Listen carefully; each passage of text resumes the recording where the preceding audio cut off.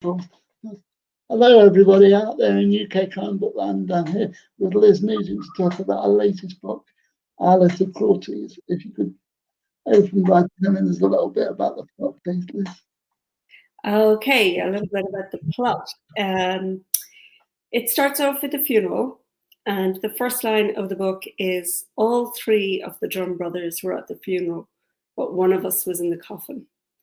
And it tells the story, it goes back in time then, and tells the story of these three brothers who grew up in the same family, same parents, same education, same home, but how they were treated very differently by their parents, particularly by their mom, and how that affected them and shaped them as adults, and how they later came to betray each other over and over until one of them winds up in the coffin. So the questions that it sets up in that open chapter is, which brother is dead, which brother killed him, and why? So it's kind of a triple axle mystery. Yeah, that's a good way of describing it, because it's split three ways between three narratives, and you get the three different voices. What's it like separating the voices out, and how do you approach the writing when it comes to that? It's always down to kind of establishing a character. I tried something different this time. I wrote the first character, Will, just as Mr. kind of arrogant, and I just tried to put my mind in the head of somebody who was really arrogant. And then I wrote the second brother, Luke, who suffers from mental health problems. But I was afraid that he would sound the same as Luke. So I tried with dictation software to act him, to perform him, rather than to type the character. But I don't know, there's something about the actual process of typing that I found, I don't know, it's just part of the process. Like when you're typing, you might go in a different direction, whereas when you're dictating, you're not thinking as much. So I think I kind of went back to typing, but I just made his character looser and more sort of chilled out in the beginning. And then as he gets older, see, I jump backwards and forwards in time in the book. And I know a lot of people don't like that, but it seems to work in this one, because you see, a chapter of something that happens in 1981 that comes immediately before a chapter that happens in 2012, for example. You might see the roots of it in the first chapter. You see, his, for example, Luke's religious obsession as a child, and then when he's older, when he becomes like a pop star, and he gets a bit of a god complex about how powerful he is, and then his mental health breaks down completely, and he begins to have hallucinations and psychotic episodes. And then the middle brother, Brian, was a kind of a tough one, because I didn't quite know who he was when I started writing him. And I just decided kind of at the last minute, why don't I make his defining trait that he's mean? Like he's actually tight, he's mean with his emotions. He's mean with money. He's, like none of these boys are exactly likable. But you like in each case, you will see a vulnerability about them as well. Because otherwise, there's no point in writing three completely repellent characters. You have to sometimes give them a vulnerable spot so that people will understand why they have turned out this way. It's a challenge not writing likable people all the time. I know that you do have likable characters in your books, but a lot of people avoid writing non-likable characters in case of putting readers off. Well, it's kind of worked for me so far. Like, actually, the one I'm working on now, which will be novel number 5, has quite a sympathetic character, as the main character, and that's a departure for me because so far they've been I don't know that they're unlikable. They're all kind of damaged in their own Yeah, ways, and we explore why. When you see their backgrounds, you kind of yeah. see why. So I think, um, yeah, I think I just about get away with it. I think I think you do. I was interested for people watching because you were saying before we started that you're actually on a retreat at the moment for your new book. What's it like writing away from home? I'm in the Tyrone Guthrie Centre in County Monaghan in the north of Ireland, in but not in Northern Ireland. It's, Ireland is very complicated. There's Yeah, the north of Ireland, which is governed by Britain, but Monaghan, where I'm from, is in that province, but it's outside of the UK. So I'm still in Ireland, but I'm in County Monaghan, and it's beautiful countryside around me. There's a lake at the bottom of the avenue, and the Tyrone Guthrie Centre is a stately home that was left to the state by Sir Tyrone Guthrie on his death in 1971, and it opened in 1981 as a retreat for artists. So also here are poets and playwrights and visual artists, sculptors, dancers, actors, musicians, like people from all kind of walks of life. And the only rule, like everybody gets a room and a space to work in. So my room here, I have a bed, a desk, a sofa, like about 100 million cushions and armchairs and everything, and my own bathroom. But like the artists, for example, would get a bedroom, but then they'd get a studio in like an artist studio to work in as well on top of that. So the only rule that he stipulated was that everybody must come together and meet for an evening meal. So at 7 o'clock, we all get together and have dinner together. And it's quite inspiring to be surrounded by artists who work in other mediums, because sometimes they can say something that will spark an idea in my head, or I will say something that might spark an idea in their head. And also, like if there's a couple of writers here, we can talk about, grant applications and our publishers and our agents, and, especially with new writers, I'm able to help new writers and tell them how they should be, applying for their PR, for their PLR, their public lending rights, and the little things that lots of people don't yeah. necessarily know about. When you were writing on Unraveled and Oliver, there was a cooking retreat in that. Were you on a retreat that inspired that section, or was it another reason that There was was in a what? There was a what? a cooking retreat in Unraveled and Oliver? Oh no, that was completely accidental. That was completely Yeah, accidental because I wanted the character to be a chef later on in life. yeah, So that was just that kind of happened organically. But like I always, like I would come here maybe 3 times a year to write, and I would get more work done here than anywhere else because I don't have to think about cooking or laundry or shopping or taking my elderly mother to her medical appointments. And it's a time that I can devote entirely to writing, and tonight to talking to you. yeah.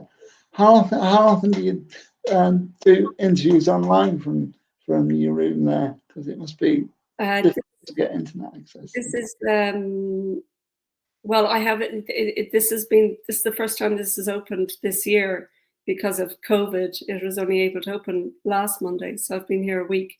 So this is the first one I've done this year. And last year I was only able to come twice, and I think I did two while I was here. But like before that, before COVID, I had never done an online interview. It was Yeah, always festivals. I would travel around the world to festivals. Like in 2019, I was in Calgary, Vancouver, New Zealand, all over New Zealand. I did a tour of New Zealand, I was at Harrogate. I did all of there's in Ireland in the summer, there's a book festival every weekend, and I would have done most of those, and I would treat those as my summer holidays. They're not quite back yet. They are in a different sort of way. But Yeah. I switch places sometimes because sometimes I do the interviewing as opposed to being the interviewee. So I have interviewed Jane Casey, and I've interviewed Jane Harper, you know, the Australian writer. Yeah. And I've interviewed the week after next, I'm interviewing Graham Norton about his books. Yeah. But that's a live in-person one. That's not by Zoom. So that'll be fun. What's the challenge, you would say, between interviewing someone versus being the interviewee? Oh, being the interviewee is much easier. All I have to do is answer your questions. Whereas you have the tough gig of kind of reading the book, reading it closely, researching a little bit about me, knowing the right questions to have, having your questions prepared.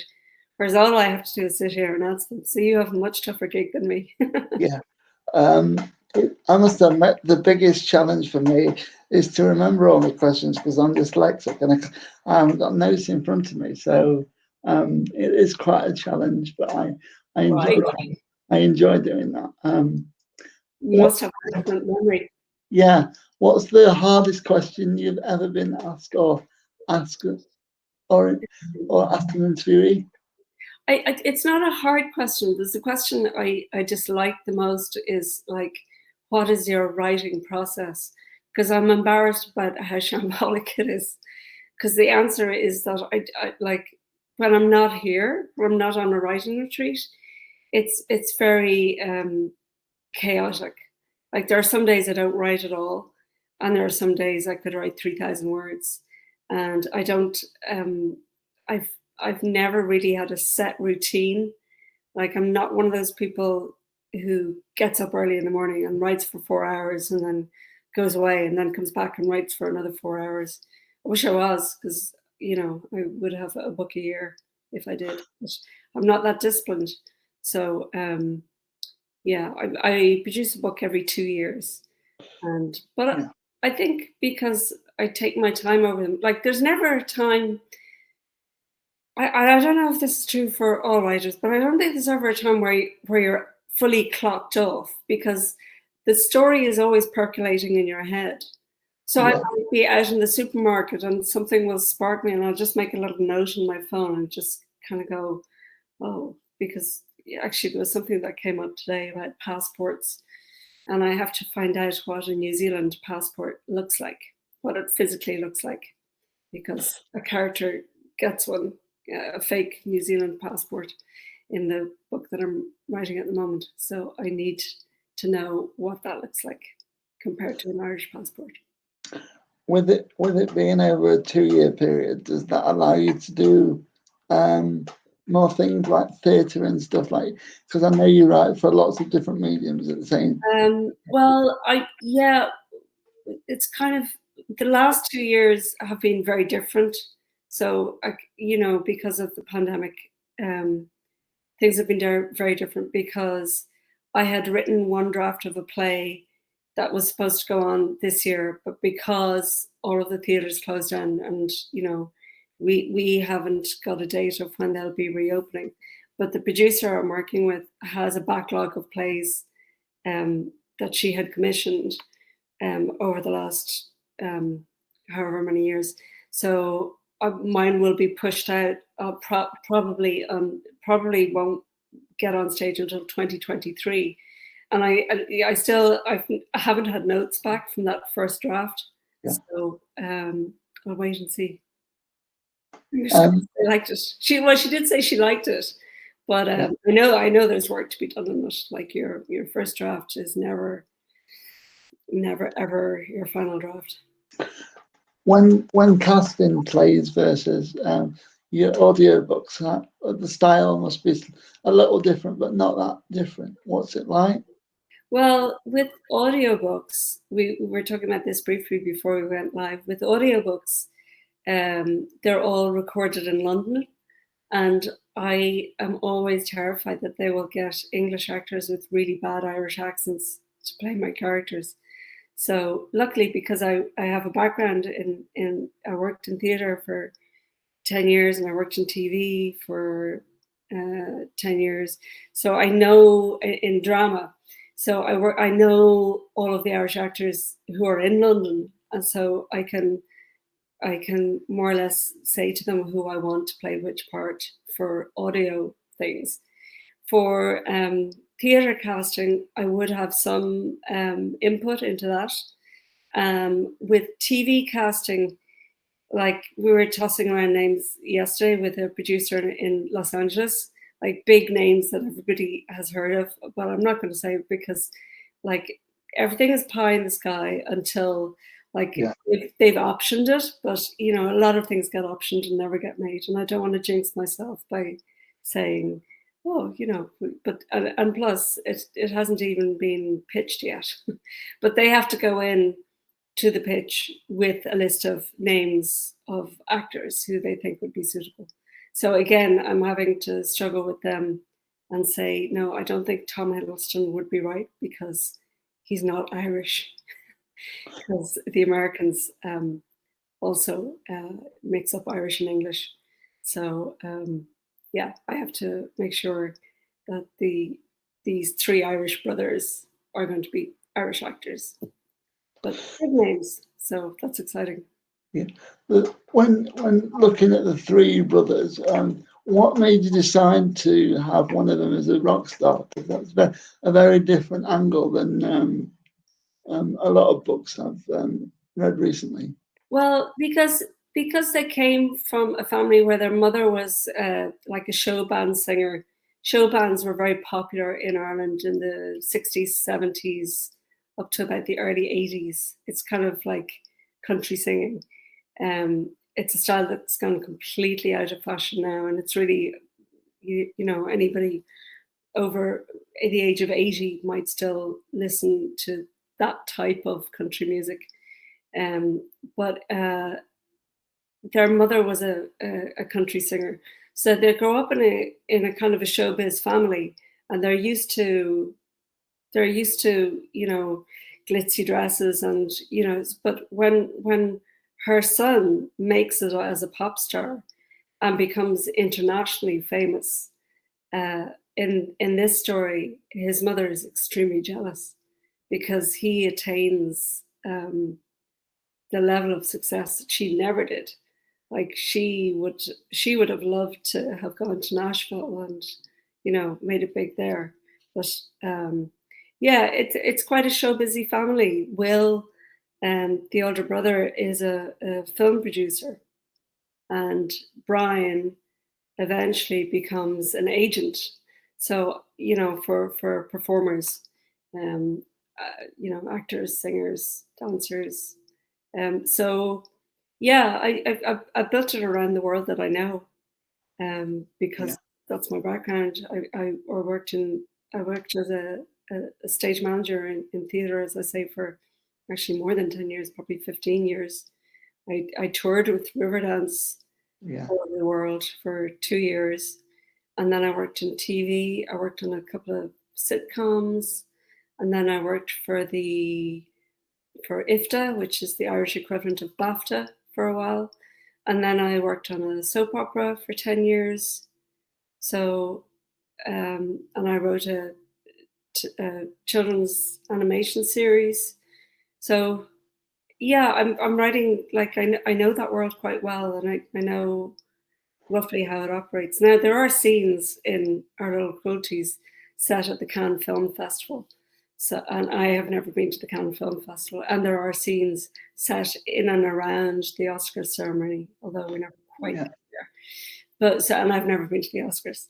So, but I did speak to friends who had been to both places, and I made sure that the research was correct for those um, those sections of the book. When you were going on tour, um, what at what point did you start writing your novels? Were you doing that while you were on tour in other places, or?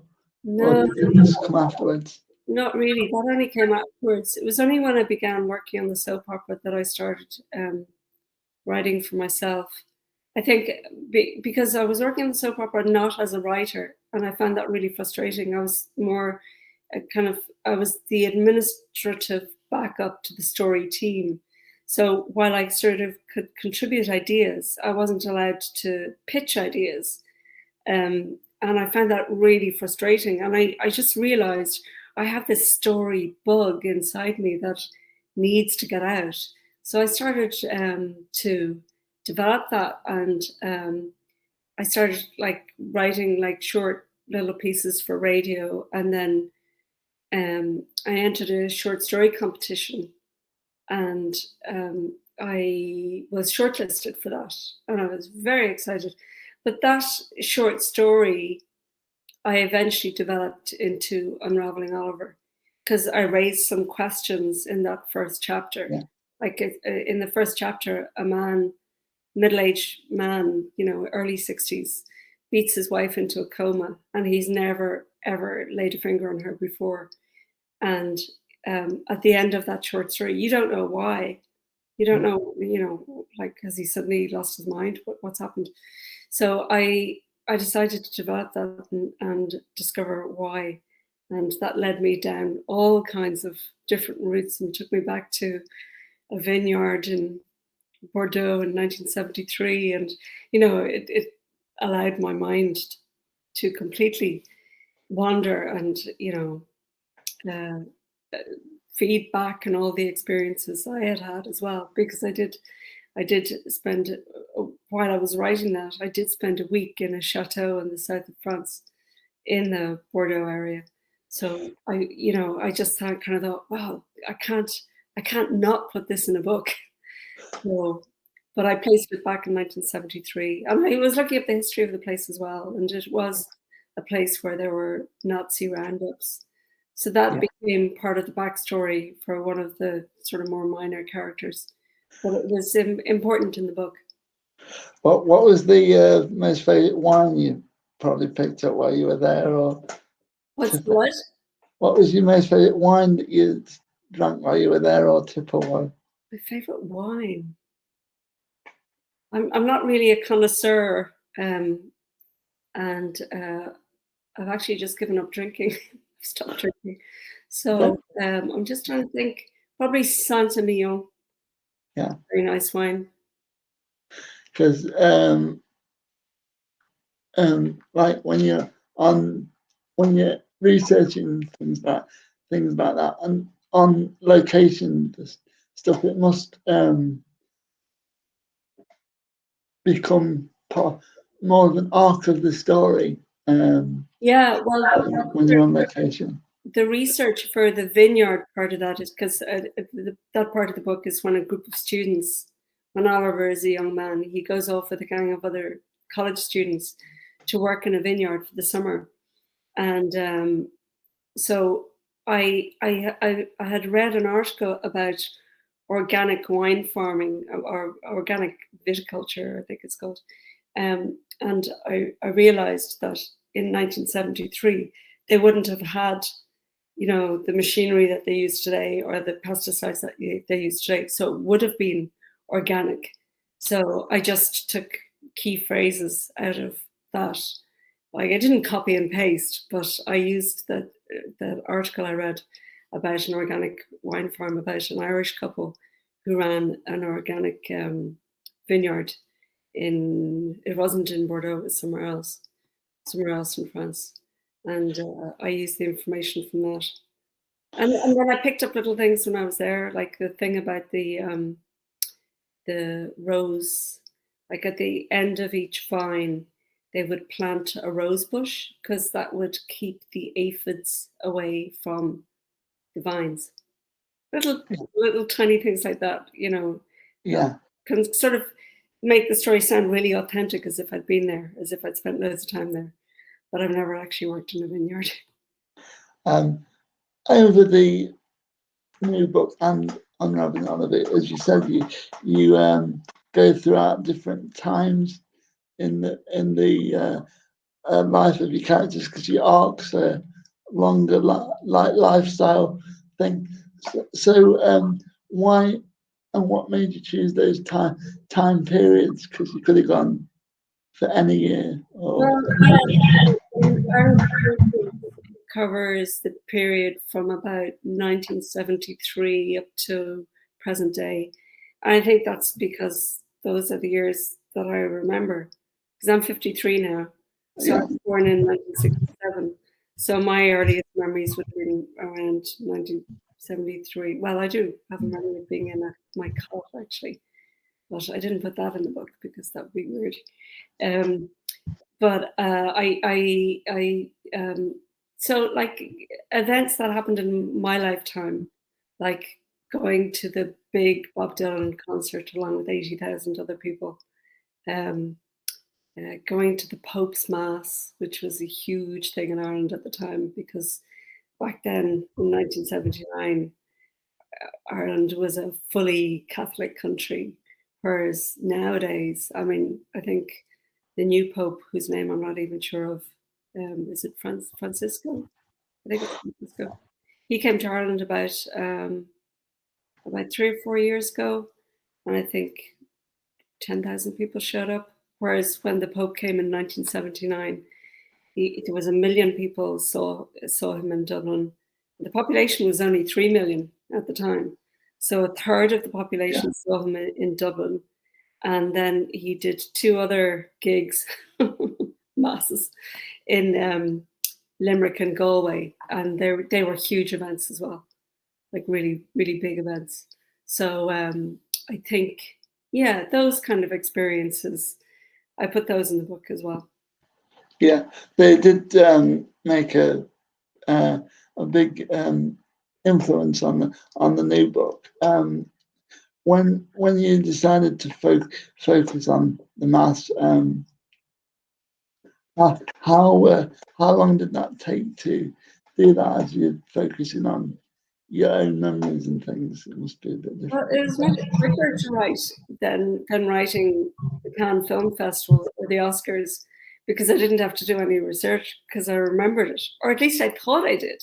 Because funny enough, when I was writing the Bob Dylan concert, um, I had when the proofreader was reading it, she said, because Bob Dylan was the headline act, but he was supported by UB40, Santana, and an Irish band called Into Anua. And I thought the lineup was Into Anua first, and then Santana, and then UB40, and then Bob Dylan. But in fact, UB40 played before Santana.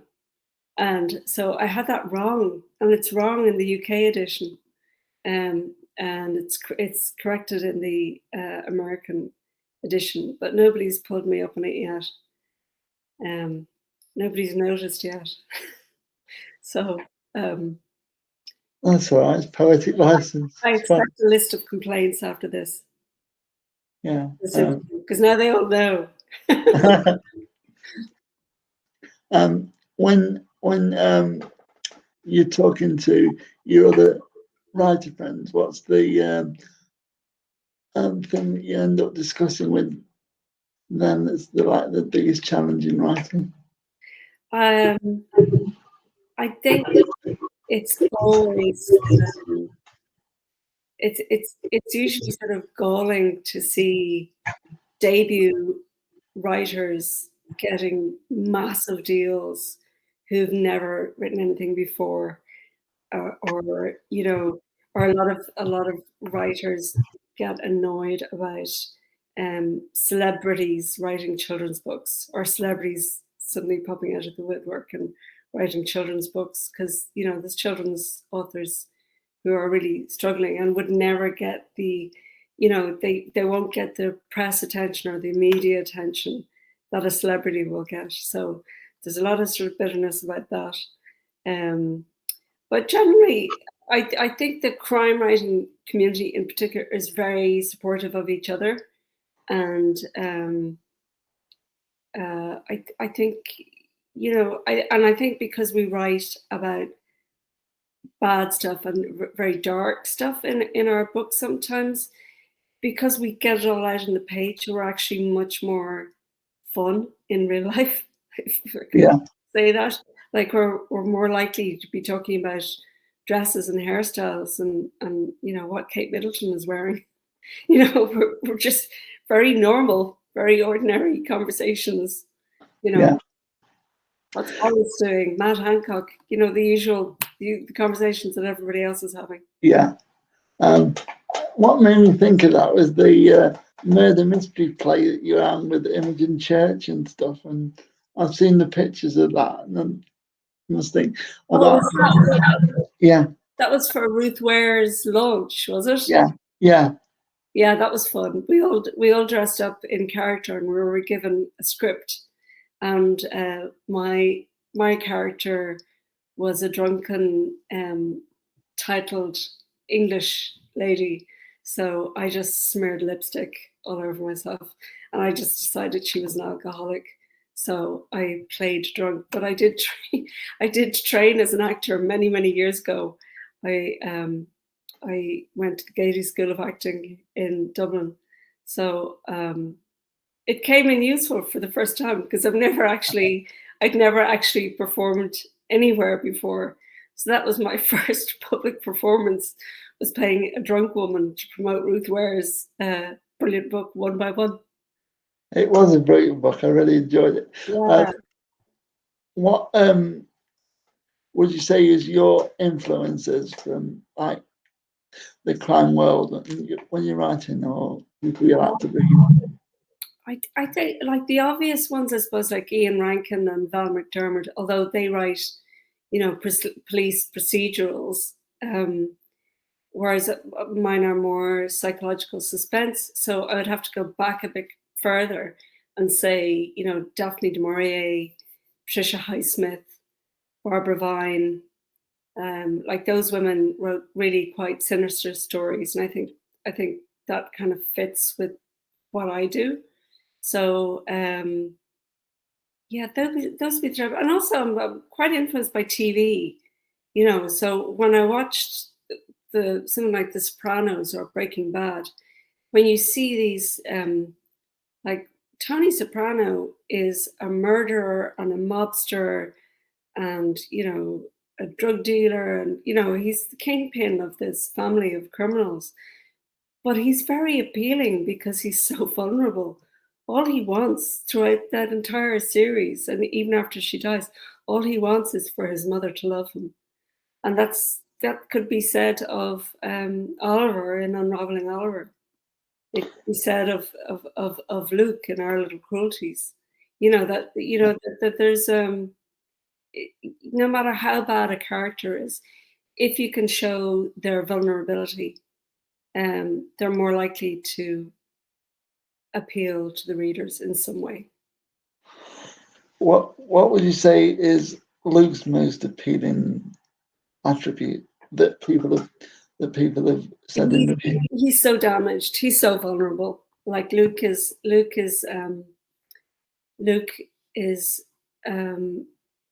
he has struggled all his life from early childhood with mental health, and I think people feel really sorry for him. They feel, even though he's very selfish and he really only thinks about himself, and he doesn't he doesn't help out his brothers when he's in a position to, of great wealth and success, and he could help his brothers. He really doesn't. On one occasion he helps out Brian when Brian is in a very tight spot in Paris, but the rest of the time he really doesn't. I mean, he's all for himself, but that's kind of part of his mental illness because he is so self-obsessed, because he's inward looking. So I think, yeah, I think that's the way I would say that, that is, it's not that it's appealing, but it's showing his weakness, and Yeah. that makes the reader sympathize with him or empathize with him, hopefully. Well, it definitely did with me anyway. What would you say is the reason that crime has managed to tackle themes in in the way it does, because we seem to be more and more dramatic themes seem to be coming up in new crime books these days. Well, yeah, I mean, I tackle the sort of the Me Too movement a little bit. There's a lot of toxic masculinity in the book, but I do it from the men's point of view. So I had to put myself in the frame of mind of like, what does a toxic man, what does, what do they think? Like, how do they justify their actions? Yeah, What exactly is it? And I think Will, for example, who uses and treats women really badly, um, he's had this sense of entitlement from when he was growing up because his mother always told him that he was the best looking and the most talented, and you know that he deserved everything. So he grew up thinking that, So when it came to women, um, he cheats on his wife. And then he has several affairs, but then he comes a cropper, doesn't he? With the consequences of these affairs that yeah, his health we won't give away, but yeah, no, um, yeah, and then endangers the life of somebody else because of. no. There is quite a lot that goes on in the book. How do you balance the all the different stories throughout the time periods in the book? I wrote. Funny enough, a lot of people think I wrote it linearly and then split it up, but actually I didn't. I wrote it exactly as it's presented. The only thing that was swapped was Brian's first and second chapter were Yeah, swapped, but the rest of it was written exactly as you see it from the first draft. I just wanted to take snapshots of these boys' lives, So I think the first chapter it might be set in is it 1991 or something, yeah, something like that. something like that, and then the second chapter is the same character but as a child, and then I move, forward in time. So we get little snapshots of their lives as they go on. But I do it character by character. So the first third of the book, well, the first quarter of the book is all Will, and then it's all Brian, and then it's all Luke with snapshots of their lives. That brings you up to present day. And then the last quarter of the book is all three of them. And then you get their points, their alternate points of view as the denouement approaches. What was it like with the editing process and working with your publishers given that kind of style? It Um, must, I've had the same editor for all of my books, and in the beginning, when I wrote Unraveling Oliver, I had written huge, long chapters. And, Oliver gave his point of view, and then Michael gave his point of view, and then Veronique gave his point of view. And she was the person who suggested chopping it up. So I learned a lot from the editing process as I've gone along.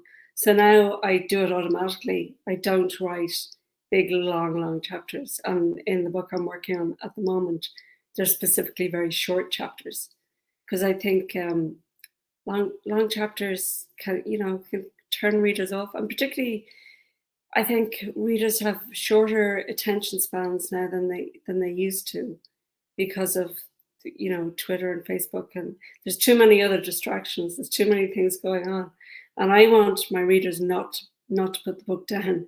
So like every chapter has to end on some kind of a hook that's going to keep them reading, or if the next chapter just looks very short, if it's only 2 pages, hopefully they'll keep reading anyway.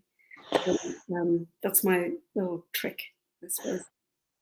you always start off with a rather dramatic beginning. What, um, especially in Unwrapping Oliver, you said that down to the short story, but how has that developed throughout the 4 books and possibly a new one as well? Well, I think I always start, like, the first line is very important to me. So the first line in Unraveling Oliver is, I expected more of a reaction the first time I hit her. And that's Oliver speaking. And the first line of Lying in Wait was, my husband didn't mean to kill Annie Doyle, but the lying tramp deserved it. And the first line of Skin Deep, oh, I can't remember what it is. I think it's something about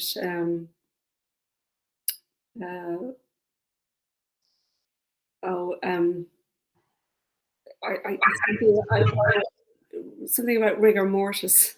I didn't expect rigor mortis to set in so quickly. Something like that. Yeah. You know, so you realize that something, in each case, you realize that something dramatic has just happened, and then in most cases, I will then go back to the beginning of the story and tell you everything that led up to that point, and then I play out the consequences of what happened after that point. So I kind of go to the middle or close to the end of the book at the beginning, so that you know where it's leading, but you don't know why. And then I gradually drop little hints along the way as to what might have happened, who might have done it. And then it's up to you guys, the readers, to figure out if you're right or not. With the way that you write, how much of that is planned, or is it just as it comes? Totally make it up as I go along. Like the 70,000 words into the book I'm writing at the moment, and I expect it to be about 100,000 words. I have no idea how it's going to end yet. I'll find out when I get there. I really don't know. I must admit, I do like to hear that, because that's how I write as well. So every time someone does that, I think, oh my God, at least someone else writes like that as well. Yeah. Well, my own opinion is that if I don't know how it's going to end, well then hopefully the reader won't either. Then it can't be. It's not going to be predictable. Do you know what I mean? Yeah. So yeah, I try to be as unpredictable as possible.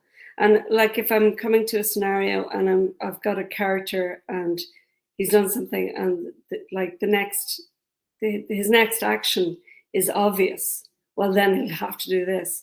I find a reason for that not to be possible, or I put an impediment in the way of him doing that, so that he has to take another course of action, which is usually the wrong one. Because when characters make bad decisions, that's where you get your plot. Yeah. I love the kind of bad decisions that some of your characters have made. But I was just thinking, does that change between the genders? Because a lot of Our Little Quarters is male based, but in Unraveling Oliver, the other one I've read, there's other genders too. Yeah. Cindy is almost entirely female, and in Lying in Wait there are 3 voices, and 2 of those are female. So yeah, I just came back to like Unraveling Oliver was sort of my breakthrough novel. It was my first novel, and that became successful very quickly in Ireland anyway. I mean, I don't think it had as big an impact in the UK, but it did very well in America too. So I guess and then I wrote books primarily about women, and then I came back and I just kind of thought, I think I'll write about men again, because I'd like to mix it up a bit. Now the current one I'm writing is kind of dual narrative as well. Most of it is narrated by a woman, and about a third of it is narrated by a very bad man. Oh, yeah. That sounds intriguing, because I know from reading your audiobooks that that'll be different people. What's the voices in your head like? Do you think in actors' voices when you're writing? Because obviously in audiobooks you get the voices in your head. Um, no, I don't really write with people in mind. It's only when it comes to actually, when they say, "Who do you think should play this?" Then I will tell them who I want, and I can usually get them, which is great. But I don't really write with particular voices in my head. Not really. I was just kind of thinking about all the different locations you've been to in your books. What's your favourite location to write about? Oh, well, I think France features quite heavily in Unraveling Oliver, and it features a little bit in Our Little Cruelties. But New York actually features in both as well. Rome features in Lying in Wait. Half of Skin Deep is set in the south of France. So if you go by all of that, you would say definitely France, because I've spent more time there than anywhere else, and I speak pretty good French. And I won a bursary, so I was writer in residence in the Princess Grace Library in Monaco for a month. So yeah, so I'm pretty comfortable in France, and but actually in the new book, because I did a tour of New Zealand in 2019. Thank God I did, because after lockdown from 2020, I don't know when next we're going to be allowed to do book tours in New Zealand, but I I um there's a lot of New Zealand in the book I'm writing at the moment. There's no France.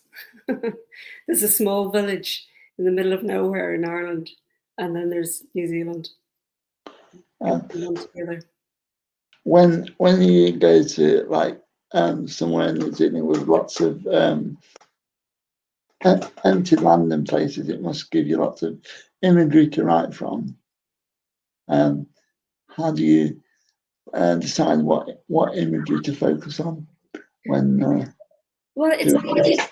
it's not. I'm not a big writer of descriptions, so it's not particularly. But for example, New Zealand, I mean, I can't really write about New Zealand without talking about the the incredible scenery and the glacier, and the lakes and valleys that you would travel through, and like these characters are going to travel from the top of the North Island to the bottom of the South Island. And I did that. I hired a car and I drove. Took me about 3 weeks, and I stopped off in various places where I had book events um, along Oh, the way. So that will be part of the story, but I don't linger too much on too much descriptive prose, because I want to get on with the plot. uh, when when when ensuring that you do get on with the plot, how do you work this? How do you work on the speed of it, speed of the book? Well, I think I think visual incident is very good for books. Like, you have to have something happening all the time, something visual happening, and it's not just that I have an eye on like a TV series, although I do, but at the same time, you want to bring it. It can't just be a conversation. It can't just be like dialogue all the time, because that's a radio play. So you need things happening visually so that the reader gets to exercise their imagination. So I think that really helps with the pace. That there's constant events happening. You worked on radio plays before in your writing past. Yeah. What's that like as a writing style change? Writing for radio is incredibly liberating, because you can do anything on radio. I mean, the budget for films, you're limited by budget on a film. Like it's very, very expensive to write a film, you know, that has, you know, an avalanche or a, you know, a bus. Well, a lot of it can be done with CGI now, I suppose. But you can, like the first radio play, I started with a bus crash because I knew I'd never be able to do it on Irish TV. And I, you know, but I did it. You're able to do anything with sound effects, and you can set your play on the moon, and you can, you know, and you're more likely to get away with long conversations than visual instant on the radio.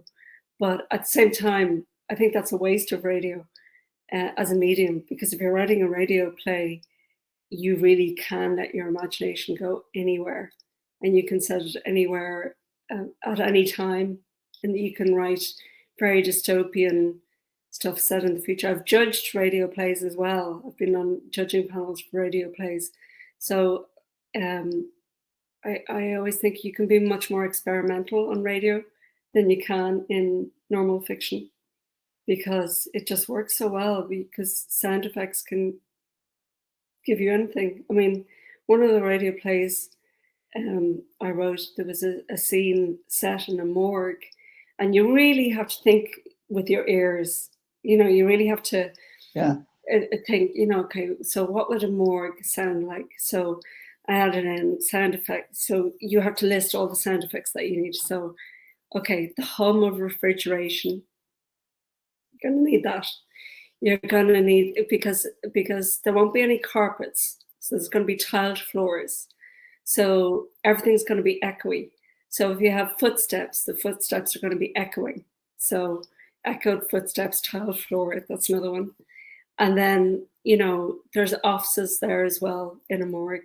So you might have a phone ringing in the distance, but again, that would be echoey. And just with those three little things, like distant footsteps, tiled floor, and the hum of refrigeration, you can create a morgue in the imagination. It's very easy. What would you say, with all your different writing styles that you've brought into your other writing? What would you say that you use in all of them? Well, I think I did 10 years on the soap opera. It's kind of the Irish equivalent of EastEnders, so there'd be 4 episodes a week, and it's like working on that is like it's a freight train on a track, and like there's no respite. You can't ever get off. So you have to, like, the object of a soap opera is to get the audience to tune in the next night. You want them to watch the next episode. So from that, I learned that at the end of every chapter, I need a hook to get the audience back in next day. Or sorry, not the next day, but I want them to read on to the next chapter. Yeah. When working on the hook in your writing, do you kind of leave it for yourself as well? No, I would generally, well, yeah, sometimes actually. Sometimes, like, I'll hook on something with a question and I don't know what the answer is until I go to write it. But at least I've got the question, you know, and in fact, that's the best place to leave your writing if you're in the middle of something, is to end something, you know, not with an actual question mark, but you've raised something that needs to be resolved. So that is somewhere for you to go when you open the laptop the next day. When closing down the laptop and working on the next book and the process, how important is the cover when that comes? Oh, the cover! I've had so many battles about covers. I usually hate my covers, and but I have no say. I have no input over the covers of my book. Our Little Crunchies looks quite good there. Yeah. That's. But I don't know if people will get that that's supposed to be a doll's house. Yeah. Because there's also kind of the house that they grew up in. These 3 brothers all grew up in the same house, but it would be a much bigger, fancier house than that one. So I was kind of in doubt as to whether readers would understand that that was a doll's house, because it looks like a, kind of Coronation Street house. Um, and it's not quite. They're a bit more middle class than that. So I don't know. I don't know. It took me a long time to convince me, but it grew on me. I like it. Yeah. As you're describing what you're hoping to get from it, I can see that, but that's mainly because my mum probably collects Doll's House, and I can see the Doll's House in the her doorway as I walk in. So yeah, I can see that. And the doll's house is only there's a doll's house that I think it features in the first chapter, and that's, you hear about this particular doll's house that one of the brothers has made for the child of his other brother, and it isn't until much later on that you hear the other brother's account of the making of the doll's house, because the first chapter is narrated by the receiver, the father of the child, and it's much later that we hear from the brother who made the doll's house and Yeah, what state of mind he was in when he made it. So yeah, it's a small but meaningful part of the book.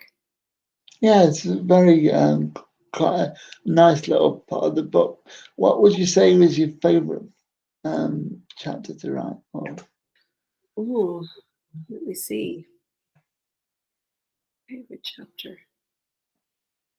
I think I think the one at the Cannes Film Festival, because I've never been there and because I had to have various conversations with people who did, and then send them the chapter and say, does this sound right? Is this the right restaurant?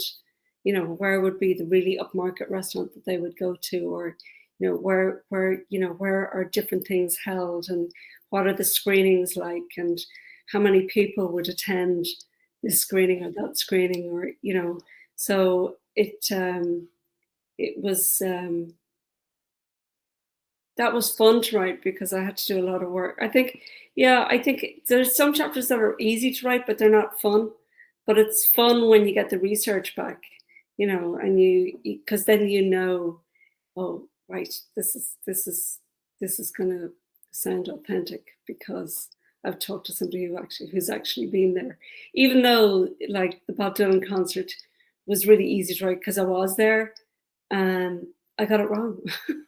I got the running order of the set list of the bands, not the set list, but the order of bands wrong because my memory didn't hold up.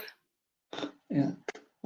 I'm gonna end on I can't tell whether the comment is actually a question, because as I was saying, I'm dyslexic. But if you could read it out, Well, because let's see the question. there's a question.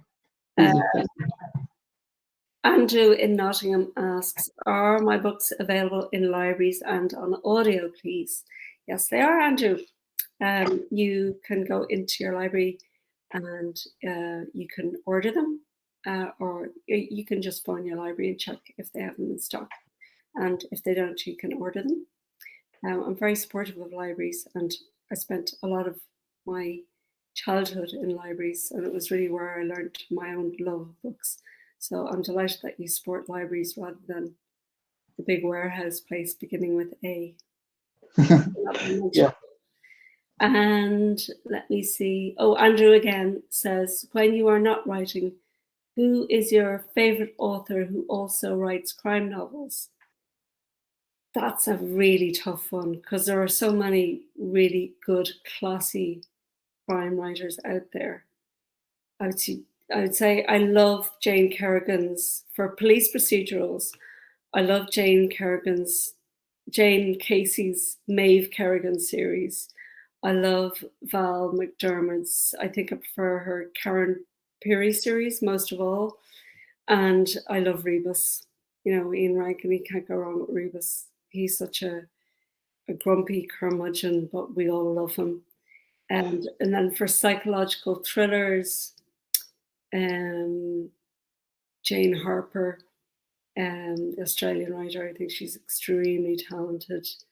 Sarah Hillary has just written one called Fragile, which is just been released, which is really excellent. It's very creepy, almost kind of modern Gothic. Erin Kelly, very, very talented.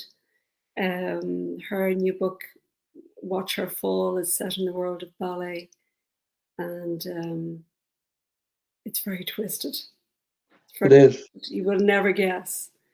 You just would never guess.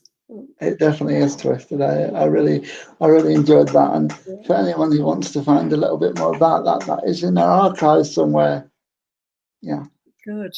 I could go on naming writers, but I'm afraid I could name hundreds, but I'll leave out somebody, and they might find out I was talking about them and be offended. So I'll just stop there. There's one I have to mention that's coming out. Well, there's two I have to mention that I thought were particularly brilliant. Jane Casey has a standalone book at the moment called The Killing Kind, and it's not part of the Maeve Kerrigan series. And it's about a lawyer who defends a stalker who then begins to stalk her. And that's brilliant. There's also Razor Blade Tears by S.A. Cosby, who's a Black American writer that is just so full of empathy and humanity. It's a brilliant, brilliant, brilliant story.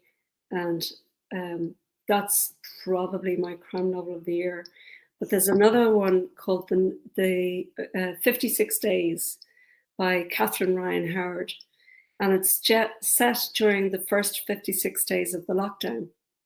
So it's very current, but it's not about the pandemic. It's just the first 56 days when certain characters are forced to lock down, and this new relationship that has just blossomed, the couple are forced to make the decision, will they not see each other for, they don't know. First of all, when we first locked down, we didn't know how long we were locking down for. So they have to make the decision, do they move in together, even though they don't know each other that well, or do they just not see each other? And apparently they're crazy about each other. So they decide to move in together. But all is not what it seems. And it's a very tricksy one as well.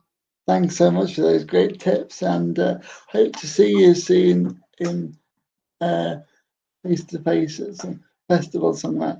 Thanks so much for this evening. Thank you. And thank you for hosting it and asking all of the really smart questions. Thank you.